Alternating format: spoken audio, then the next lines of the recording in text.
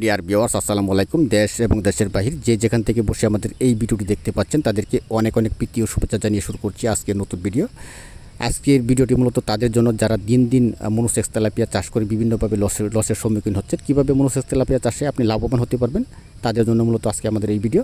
প্রথমে আপনাকে যে কাজটি করতে হবে, আপনাকে অবশ্যই যাচাই বাছাই করে এবং পূর্ণ 28 দিন হরমোন কমপ্লিট করা শতভাগ মনোসেক্স তেলাপিয়া মাছের পোনা আপনাকে সংগ্রহ করতে হবে বিশ্বস্ত প্রতিষ্ঠান থেকে। যে দেখেন পোনার কালারগুলি কুচকুচে কালো এবং এইগুলি কিন্তু পূর্ণ 28 দিন হরমোন কমপ্লিট করা অরিজিনাল মনোসেক্স তেলাপিয়া মাছের পোনা দেখলেই কিন্তু বোঝা যায় কোনগুলি আসল এবং কোনগুলি লোকাল তেলাপিয়া মাছের পোনা। এই ধরনের পোনা আপনাকে সংগ্রহ করতে হবে এবং সংগ্রহ করে দ্বিতীয় যে কাজটি সেটি হচ্ছে যে আপনাকে ছোটোখাটো পুকুরে আপনাকে এই পোনাগুলি নিয়ে নার্সিং করতে হবে এক মাস নার্সিং করার পরবর্তীতে দেখবেন যে পোনাগুলি 120 পিস বা 120 কেজি চলে আসছে। তখন আপনি এই পোনাগুলি সরাসরি বড় পুকুরে প্রতি শতাংশে 150 থেকে 200 পিস, মনে রাখবেন প্রতি শতাংশে 150 থেকে 200 পিস আপনি কালচার দিবেন। এবং এর বেশি দিলে কিন্তু মাছ বড় হবে না, অধিক ঘনত্বে মনোসেক্স তেলাপিয়া মাছ তেমন সফলতা পাওয়া যায় না, এদিকে আপনারা লক্ষ্য রাখবেন।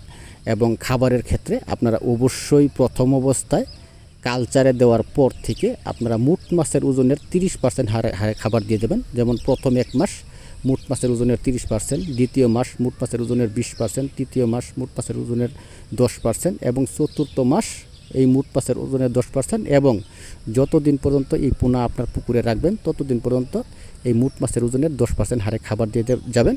দেখবেন যে 5 থেকে 6 মাসে মূলত প্রত্যেকটি মনোসেক্স তেলাপিয়া মাছের ওজন ন্যূনতম 400 থেকে 500 গ্রাম হচ্ছে। আমি যে ফর্মুলাগুলি বলছি, যেভাবে বলছি এইভাবে যদি আপনারা চাষাবাদ করেন। সবাইকে অসংখ্য ধন্যবাদ ভিডিওটি দেখার জন্য।